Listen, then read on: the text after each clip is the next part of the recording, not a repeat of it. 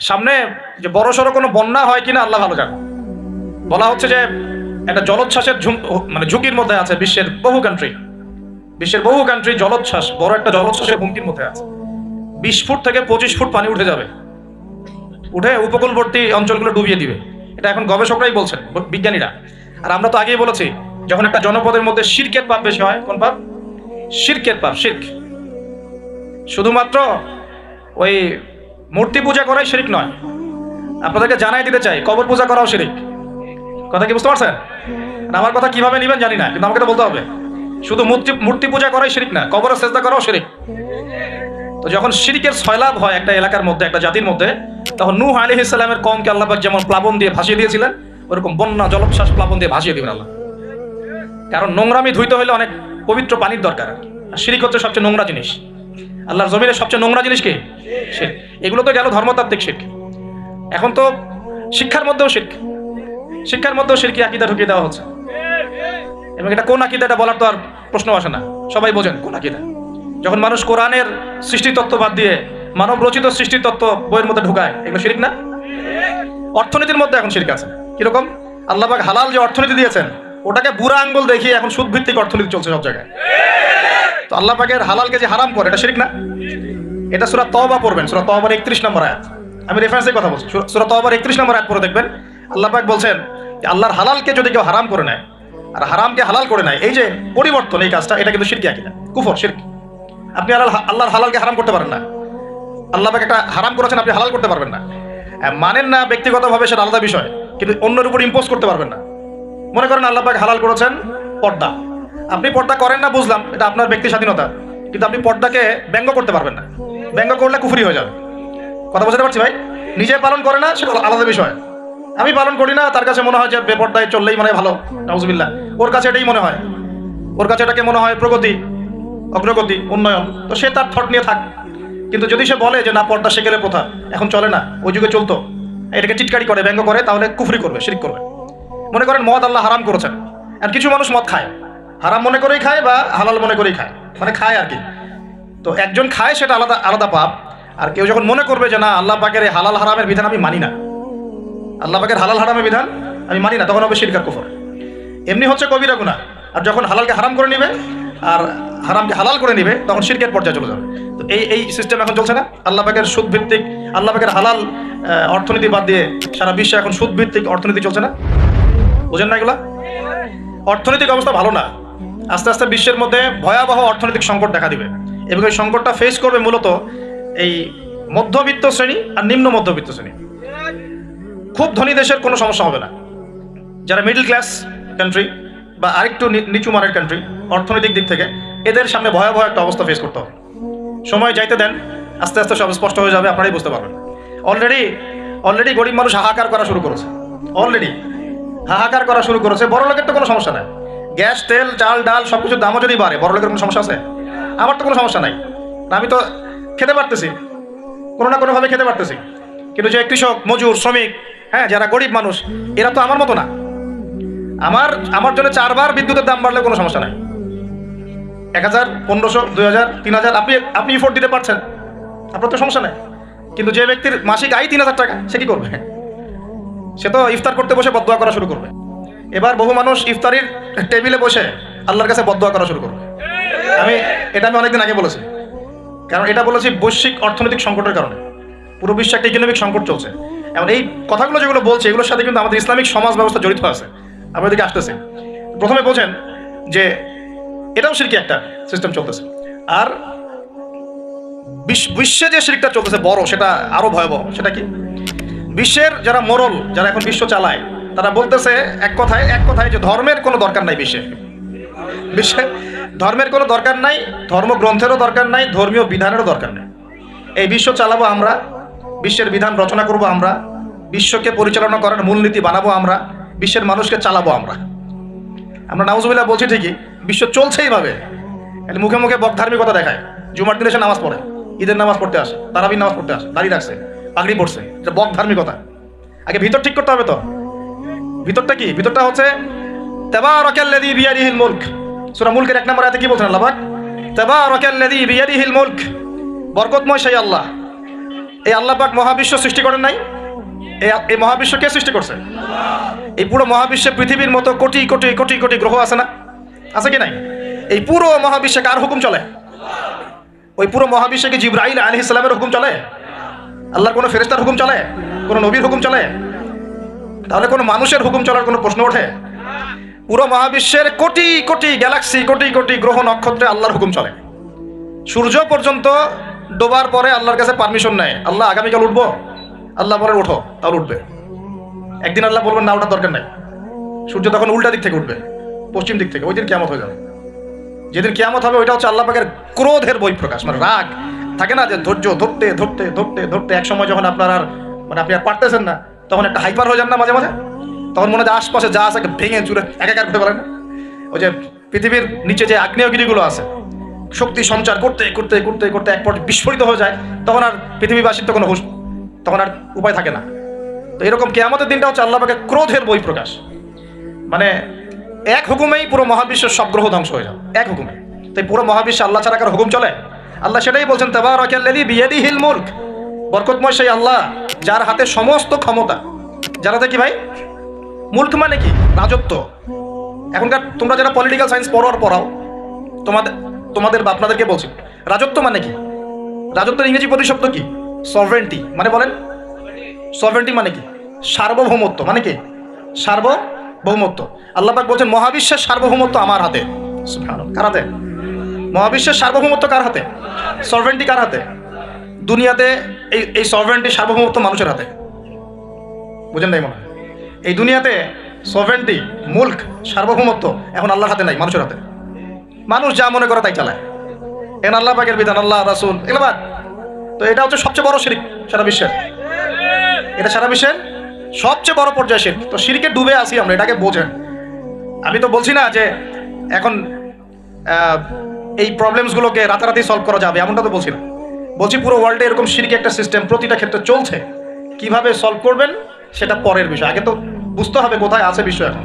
তো আমরা দেখলাম যে বড় বড় সেক্টর যেগুলো একটা বিশ্বের, ধর্ম, সংস্কৃতি, অর্থনীতি, জিওপলিটিক্স এবং পরিবার তো আছেই, পাশাপাশি আমাদের এই ওয়ার্ল্ড অ্যাফেয়ার্স, এই প্রতিটা ক্ষেত্রে আল্লাহ পাকের তাওহীদকে পাশ কাটিয়ে মানুষের মন গড়া বিধান দিয়ে চালানো হচ্ছে কিনা? হচ্ছে কিনা? বুঝতে পারছেন না মনে কথা? সুদ কি মানুষের বিধান না আল্লাহর বিধান? বলেন, আরো খোলামেলা বলি, সুদ কি মানুষের বিধান না আল্লাহর বিধান? মদ কি মানুষের বিধান না আল্লাহর বিধান? মদ খাওয়া যাবে? মদ খাওয়া যাবে? বেপরদায় চলা যাবে, এটা কি মানুষের বিধান না আল্লাহর বিধান? পুরো বিশ্বের যত বৈশ্বিক অ্যাফেয়ার্স আছে এটা মানুষ নিয়ন্ত্রণ করবে, আল্লাহর বিধানের দরকার নাই। এটা কি আল্লাহর বিধান না মানুষের কথা? তো সারা বিশ্বে এই কুফরি চলতেছে না? চলছে কি না? এখন এই বিশ্বটা বোঝেন, তারপরে আপনি একটা বোঝেন। এখন আল্লাহ পাক বলছেন, এখন আমি মুহাম্মদ সাল্লাল্লাহু আলাইহি ওয়াসাল্লামের কাছে এমন কিতাব দিয়েছি যে কিতাবে এই সব সমস্যার সমাধান আছে। সুবহানাল্লাহ। সমস্যাগুলো তো বুঝতে পারলেন?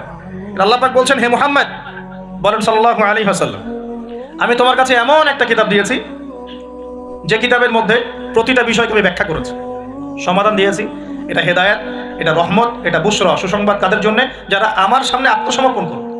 যারা করবে না ওদের জন্য সুসংবাদ নাই। আর এই কিতাবের ব্যাখ্যা আছে। এই কিতাব একাই আপনাকে পথ দেখাবে না, হাদিসের প্রয়োজন আছে। এটা আমরা পেলাম সূরা নজম আয়াত নাম্বার 3-4 এবং সূরা হাশর আয়াত নাম্বার 7। যে রাসূল সাল্লাল্লাহু আলাইহি ওয়াসাল্লাম নিজের মন গড়া কোনো কথা বলতেন না, তিনি সেটাই বলতেন যে আল্লাহ ওহী করতেন। আর আল্লাহর রাসূলের আদেশগুলো আমরা পাচ্ছি হাদিসে, নিষেধগুলো পাচ্ছি হাদিসে। সো কোরআন এবং হাদিস এই দুটোকে মিলে আল্লাহ পাকের এখন ওহী নাজিল হচ্ছে। কোথায় নাজিল হচ্ছে? আইয়ামে জাহিলিয়াতে। কোথায় ভাই? এই কিতাব কোথায় নাজিল হয়েছে? বাংলাদেশে, পাকিস্তানে, সিরিয়ায়? কোন যুগে নাজিল হয়েছে?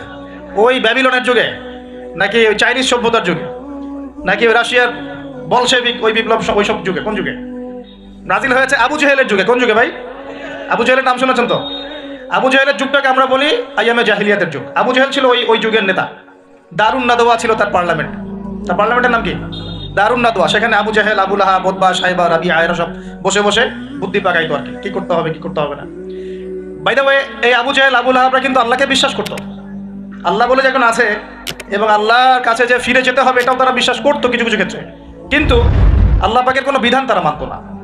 আল্লাহ পাকে পাওয়ার জন্য মাধ্যম পূজা করতো তারা। কিন্তু 360টা মূর্তির পূজা এই কারণে করতো না, যে তারা আল্লাহকে বিশ্বাস করে না, এমন নয় বিষয়টা। তারা আল্লাহকে বিশ্বাস করতো, আল্লাহকে পাওয়ার মাধ্যম হিসেবে তারা এগুলোর পূজা করতো। সূরা জুমার পরে, সূরা জুমারের 1, 2, 3 আয়াত পড়ে দেখেন, আবু জেহেলদের কথা আল্লাহ বলেছেন। তারা বলতো মা না'বুদুহুম, আমরা এই লাত উজ্জা মানাতের উপাসনা এই কারণে করি, শুধু এই কারণে করি, লিইউকাররিবুনা ইলাল্লাহি যুলফা, যে এই লাত উজ্জা মানাত হবল এই যে মূর্তিগুলো, এগুলো আমাদেরকে আল্লাহ পর্যন্ত পৌঁছে দিবে, এই কারণে করতো। ওরা কিন্তু আল্লাহকে অস্বীকার করতো না। এমনকি বদর যুদ্ধে যাওয়ার সময়ও আবু জেহেল কিন্তু কাবা ঘরে দোয়া করে গেছে। তারা কিন্তু হজ ওমরাও করতো, বিকৃত হজ ওমরা করতো। তো এটা মনে করবেন না যে আবু জেহেলরা আল্লাহকে বিশ্বাস করতো না। এবার আবু জেহেলকে চিনতে পারছেন? আবু জেহেল কেমন ব্যক্তি, যে আল্লাহকে বিশ্বাস করে ঠিকই কিন্তু আল্লাহ পাকের কোনো বিধান মানতে চায় না। তো এখন এই 90 আবু জেহেলরা আমাদের সমাজে আছে কি নাই বলে? আমি কি মিলাইতে পারতেছি? আমি আমার চেষ্টা করছি আপনাদেরকে সহজ করে বোঝানোর জন্য, কিন্তু পারছি কিনা জানি না। অনেক সময় হয় কি যে নিজেরা অনেক কিছু বুঝি কিন্তু বোঝাতে পারি না। বোঝাতে পারাটাও একটা আল্লাহ পাকের রহমত, মানে কাউকে বোঝাতে পারানোটা কিন্তু আল্লাহ পাকের রহমত। অনেক সময় দেখবেন আপনি বুঝতে পারছেন অনেক কিছু কিন্তু মানুষকে বোঝাতে পারছেন না। তা আমি চেষ্টা করছি বোঝানোর জন্য, আমি কতটুকু পারছি আমি জানি না। এই যে আবু জেহেলকে চিনতে পারলেন, আবু জেহেল এমন একজন বুদ্ধিজীবী মানুষ, খুব বুদ্ধিদার, কারণ তার নাম হচ্ছে আবুল হাকাম। কি নাম? আবুল হাকাম। আবু জেহেলের নাম আবু জেহেল না, আবু জেহেলের নাম আবুল হাকাম, মানে জ্ঞানের পিতা। ওই সমাজের মানুষ তাকে বলতো জ্ঞানের পিতা, জ্ঞানের পিতা, ফিলোসফার, সে দার্শনিক, সে বুদ্ধিজীবী। বুঝতে পারছেন না কথা? আইয়ামে জাহিলিয়াতের মানুষ তাকে সম্মান দিয়ে কথা বলতো, তাকে বলতো তুমি জ্ঞানের পিতা। তো আমাদের ইসলাম তাকে আবু জেহেল কেন বলছে তাহলে? কারণ সে আল্লাহ পাককে চিনতো, আল্লাহ পাককে চেনার পরেও আল্লাহ পাকের বিধানকে সরাসরি বিরোধিতা করেছে। কোনো অজ্ঞ মানুষ ছাড়া এই কাজ কেউ করতে পারে? তো এখন বলেন এরকম মানুষ সমাজে আছে কি নাই? এই 90 আবু জেহেলরা আছে না নাই? আছে রে ভাই, আছে, আছে না? এরকম মানুষও পৃথিবীতে সমাজে আছে। তো এখন বলেন আবু জেহেলদের যুগে আল্লাহ পাক কোরআন হাদিস নাজিল করলেন কেন? কি প্রয়োজন ছিল? উত্তর, আবু জেহেলদের যুগের মধ্যে বর্তমান সময়ের মতো শিরক ছিল। কি ছিল ভাই? আবু জেহেলদের যুগে বর্তমান সময়ের মতো সুদ ছিল, সুদ। আবু জেহেলদের যুগে বর্তমান সময়ের মতো মাদক ছিল। আবু জেহেলদের যুগে বর্তমান সময়ের মতো মেয়েদের প্রতি এই বর্বর আচরণ ছিল, মানে নারীর অবমাননা ছিল। বরং আমি বলি, আমি খোলামেলাই বলি, আবু জেহেলের যুগ থেকে এই যুগে নারীর অবমাননা আরো বেশি। আবু জেহেলের যুগে এত ধর্ষণ হয় নাই। আবু জেহেলের যুগে মেয়েরা এরকম ছেলেদের পোশাক পরে ঘুরে নাই। আবু জেহেলের যুগে ঘরে ঘরে পরকিয়া ছিল না। আবু জেহেলের যুগে যে ফ্ল্যাটে ফ্ল্যাটে জেনার, ক্যাসিনো আর বার আর মেয়েদের ড্যান্স, পর্নোগ্রাফি, এগুলো ছিল না। এগুলো কোনোটাই আবু জেহেলের যুগে ছিল না। ওই যুগটাকে তো খুব আমরা গালিগালাজ করতে পছন্দ করি, হ্যাঁ, একদম জাহিলি যুগ, আইয়ামে জাহিলিয়াত, তাই না? মেয়েদেরকে একদম জীবন্ত কবর দেওয়া হতো, এই কথা বলি না?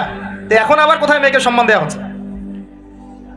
শোনেন, তাব্বাত ইয়াদা আবি লাহাবি ওয়া তাব, সূরাটা পড়েছেন? আবু লাহাবের 2 হাত ধ্বংস হোক। আবু লাহাবের পাপ ছিল অন্য, সে নবী সাল্লাল্লাহু আলাইহি ওয়াসাল্লামের সাথে কটূক্তি করত, বিরোধিতা করত। কিন্তু আবু লাহাব সম্পর্কে আল্লাহ পাক কি বলছেন? মা আগনা আনহু মালুহু ওয়া মা কাসাব। আবু লাহাবের মাল সম্পদ এবং যা সে অর্জন করেছে এই দুনিয়াতে, এগুলো তাকে জাহান্নামের আগুন থেকে বাঁচাতে পারবে। এই বিশাল প্রপার্টি আপনাকে জাহান্নামের আগুন থেকে বাঁচাতে পারবে না যদি এই প্রপার্টির হক আদায় না করেন। এই রিজিকের হক যদি ঠিকঠাক আদায় না করেন, যাকাত না দেন, দরিদ্রের হক না দেন, মিসকিনের হক না দেন, আত্মীয়র হক না দেন, প্রতিবেশীর হক না দেন, ইসলামের আল্লাহ ফি সাবিলিল্লাহ দান সদকা না করেন, এই বিশাল প্রপার্টি আপনাকে কিয়ামতের মাঠে বাঁচাতে পারবে না। মা আগনা আনহু মালুহু ওয়া মা কাসাব সায়াসলা নারান যাতা লাহাবিন ওয়া ইমরাআতুহু হাম্মালাতাল হাতাব ফি জিদিহা হাবলুম মিন মাসাদ। সূরাগুলো পড়বেন। কোরআন তো শুধুমাত্র তাবিজ করার জন্য কোরআন নাজিল করা হয়নি। তাবিজ করার জন্য কোরআন নাজিল করা হয়েছে নাকি? কোরআনের আয়াত ছিঁড়ে ছিঁড়ে এখন মাদুরির মধ্যে ঢুকিয়ে গলায় ঝুলে রাখার জন্য কোরআন নাজিল হয়েছে? বলেন তো। কোরআনের আয়াত একটা ছিঁড়ে এভাবে আমি র্যাপিং করে গলার মধ্যে ঢুকায় রেখে দিলাম, বাস কোরআনের হক আদায় হয়ে গেল। ডক্টর আপনাকে একটা প্রেসক্রিপশন দিয়েছেন, মনে করেন তোমার কোভিড হয়েছে, তোমাকে এখন এই প্রেসক্রিপশন অনুযায়ী চলতে হবে। আর প্রেসক্রিপশনটা আমি যদি এমন ভাঁজ করি, ভাঁজ করে সুন্দর করে মাদুরির মধ্যে ঢুকায়, ওষুধ খাওয়ার দরকার নাই, ভাঁজ করে ঢুকায় বাস রেখে দিলাম, রোগ ভালো হবে না? রোগ ভালো হবে? আমরা কোরআন কিনে এই কাজ করি, আমরা কোরআন কিনে কেউ কেউ এই কাজ করি, সবাই না, কেউ কেউ। কোরআন শেফা মানে কি? কোরআন আপনার রুহের শেফা এবং দেহের শেফা। কখন? কোরআন যখন কোরআন বুঝে আমল করবেন তখন, কোরআন পড়ে বুঝে যখন আমল করবেন তখন কোরআন শেফা এবং রহমত বুশরা। আল্লাহ পাক আমাদেরকে বোঝার তৌফিক দান করলেন। তবে হ্যাঁ, কোরআনের আয়াত থেকে ঝাড়ফুঁক করা যায়, ঝাড়ফুঁক করা যেতে পারে, পানি পড়া খাওয়া যেতে পারে এবং এই পানিতে গোসলও করা যেতে পারে ইত্যাদি। কিন্তু আপনি তো ছিঁড়ে ছিঁড়ে ছিঁড়ে ছিঁড়ে খালি গলায়, পায়ে, হাতে ঝুলে রাখতে পারেন না। আল্লাহ পাক আমাদেরকে বোঝার তৌফিক দান। প্রিয় ভাইয়েরা, এখন এতটুকু তো বুঝতে পারলাম যে কোরআন কোন সময় নাজিল হয়েছে। তাহলে ভাই কার যুগে? আবু জাহেলের যুগে। আবু জাহেলের যুগে কি কি ছিল? এখনকার মতো শিরক ছিল, এখনকার মতো সুদ ছিল, এখনকার মতো মাদক ছিল, এখনকার মতো মেয়েদের অবমাননা ছিল, আরও একটা ছিল এখনকার মতো যে গোত্রীয় হানাহানি, দেখেন না এখন হানাহানি মারামারি রাহাজানি বিশ্বে বিশ্বে দেশে দেশে দলে দলে, এই পলিটিক্যাল দল ওই পলিটিক্যাল দলে, আবার এই ধর্মীয় দল এই ধর্মীয় দলে, এই যে হানাহানি, গোত্রীয় হানাহানি, এই হানাহানি ছিল আইয়ামে জাহিলিয়াতের একটা বড় নিদর্শন। তো এরকম একটা সমাজে আল্লাহ পাক কোরআন এবং হাদিস নাজিল করলেন কেন? ইসলামী সমাজ গঠন করার জন্য, যেটা আপনি টপিক দিয়েছেন। এখন ইসলাম কি আর সমাজ কি? ইসলাম হচ্ছে এক কথায় আল্লাহর সামনে আত্মসমর্পণ করা। আল্লাহর সামনে আত্মসমর্পণ মানে কি? আল্লাহ কি আমার সামনে দাঁড়িয়ে আছেন? আল্লাহ পাক কি আমার সামনে দাঁড়িয়ে আছেন? আমি কি পায়ে সেজদা করবো? আল্লাহর সামনে আত্মসমর্পণ মানে কি? আল্লাহ পাককে চোখে দেখা যায়? আল্লাহ রাব্বুল আলামিনকে দুনিয়ার কোনো চোখ দেখতে পারবে না, সুবহানাল্লাহ। হ্যাঁ, জান্নাতে যারা যাবে তারা আল্লাহকে দেখতে পারবে ইনশাআল্লাহ। আর ইনশাআল্লাহ আমরা আশা করি আমরা সেই কাতারভুক্ত হব ইনশাআল্লাহ। একদিন না একদিন আমরা আল্লাহকে দেখবো ইনশাআল্লাহ। নবীজিকে আয়েশা রাদিয়াল্লাহু আনহা বলছিলেন, আল্লাহ পাককে কিভাবে দেখবে মানুষ ইয়া রাসূলুল্লাহ সাল্লাল্লাহু আলাইহি ওয়াসাল্লাম? তিনি বলছেন যে তোমরা পূর্ণিমার চাঁদ দেখতে তোমাদের কোনো অসুবিধা হয়?